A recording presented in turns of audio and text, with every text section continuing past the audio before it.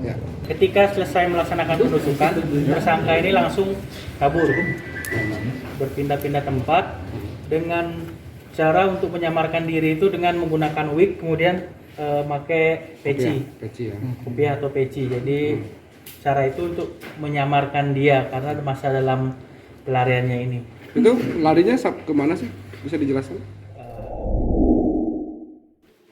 Pelaku pembunuhan terhadap korban Neng Kulsum 35 tahun akhirnya dibekuk polisi, Senin tanggal 16 Mei tahun 2022. Rai Ramadan 30 tahun pelaku ditangkap di Kampung Cibenda, Desa Karangtengah, Kecamatan Cibadak Kabupaten Sukabumi setelah kabur-kaburan usai membunuh korban.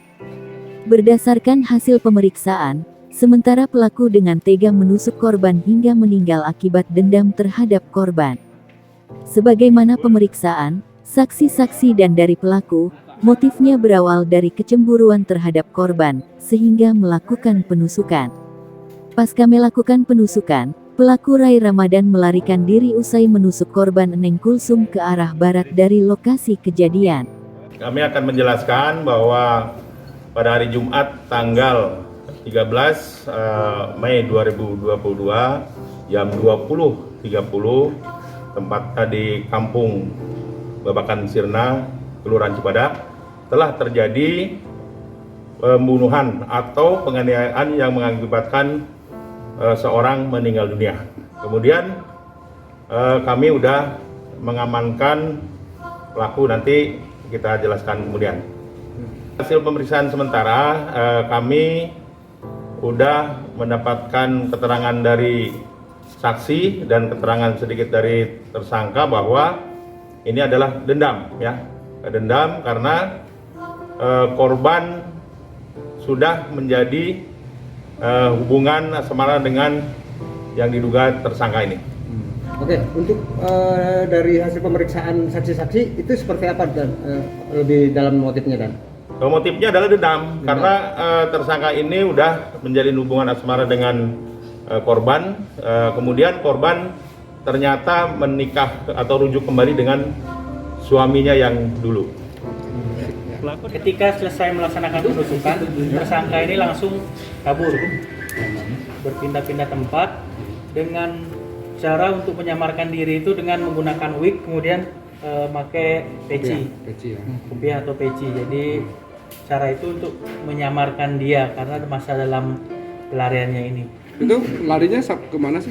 Bisa dijelaskan? Dari keterangan tersangka yang kami peroleh, dari start dia selesai menusuk pisau itu ke korban, si pelaku ini sempat lari ke daerah Parung Kuda, kemudian bergeser lagi bermalam di wilayah Cibenda, tepatnya di Karangtengah. Saat penangkapan ada perlawanan karena infonya tersangka masih bawa barang bukti ya. Ya, jadi awal mula peristiwa ini diketahui bahwa ketika salah satu kerabat dari tersangka ini menginfokan bahwa ada keberadaan tersangka ini di wilayah Cibenda.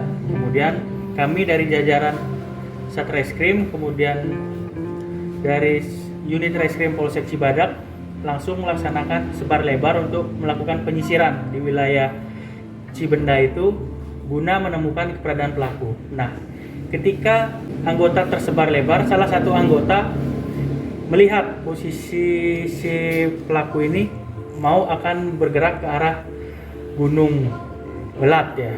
Gunung Walat. Kemudian disitulah anggota kami dengan sigap melakukan upaya seketika untuk melumpuhkan dia segera, dan bahkan dia sudah posisi ancar-ancar mau menarik pisaunya itu. Kemudian segera kami hentikan dan kemudian pelaku berhasil kami amankan.